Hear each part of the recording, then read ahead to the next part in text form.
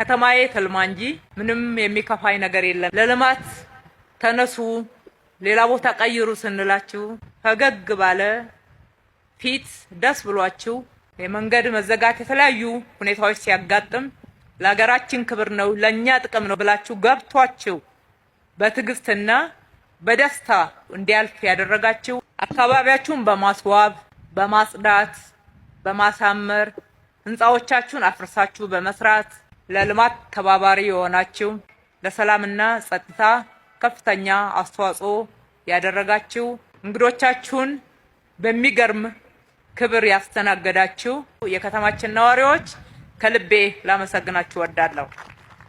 አብረን ተባብረን መስራት የሚያስገኘውን ውጤት አይተናል። ውጤት ሲገኝ ደግሞ ሀገር ነው የሚከብረው። ውጤት ሲገኝ ደግሞ ጥቅሙ ለሁላችንም ነው። አሁንም ይሄንን መነሻ በማድረግ ትብብራችንን እናጠናክር። አብረን መስራታችን ከዚህ በላይ እየጎላ ሄድ ያገኘነውን ልምድ እናስፋው።